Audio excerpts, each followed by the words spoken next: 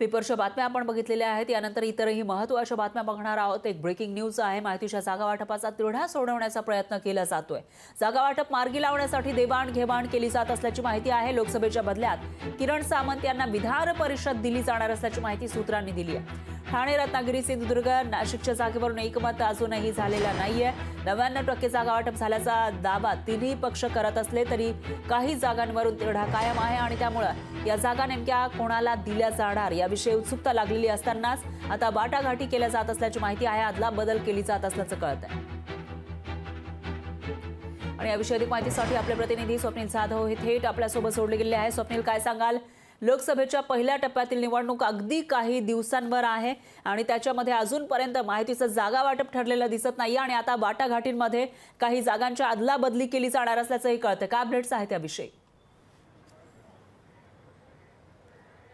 फरा नक्की आपण पाहतोय महायुतीमध्ये अद्याप जागा वाटपावरती तोडगा निघेना असं एकंदरीत झालेलं पाहायला मिळतं। त्यामुळे कुठेतरी आता जागा वाटपावरती अदला बदल करण्याची या ठिकाणी शक्यता आहे। कारण रत्नागिरी सिंधुदुर्ग जागेवरून जो वाद निर्माण झाला त्यामुळे केंद्रीय मंत्री नारायण राणे यांना ही जागा देऊन त्यांना विधान परिषदेच्या जागेवरती पाठवण्यात येईल अशा प्रकारची शक्यता आहे। मात्र किरण सामंत हे लोकसभेसाठी इच्छुक आहेत। जर वाटाघाटीचा प्रस्ताव जर मान्य झाला तर केंद्रीय मंत्री नारायण राणे हे रत्नागिरी सिंधुदुर्ग येथून लोकसभेसाठी उमेदवार असतील। तर ठाणे आणि नाशिकची जागा जर शिवसेनेच्या पदरात पडली तर कुठेतरी एकूणच आपण या ठिकाणी एक जागा जी दक्षिण मुंबईची आहे ती जागा सोडण्यास शिवसेना तयार असल्याचं एकंदरीत चिन्ह या ठिकाणी आहे, अशा प्रकारची शक्यता आहे। मात्र एकूणच या सर्व जागा वाटपामध्ये जे 4 जागा आहेत त्या जागा या भाजप आणि शिवसेनेसाठी तसेच राष्ट्रवादी अजित पवारसाठी एकंदरीत त्या प्रतिष्ठेची जागा झालेली आहे। त्यामुळे नक्की शुक्रवारपर्यंत या जागांबद्दलची घोषणा होणार आहे। मात्र पहिल्या टप्प्याच्या निवडणुकीच्या पूर्वी मतदानाच्या पूर्वी ही जागांची घोषणा होते की यानंतर होते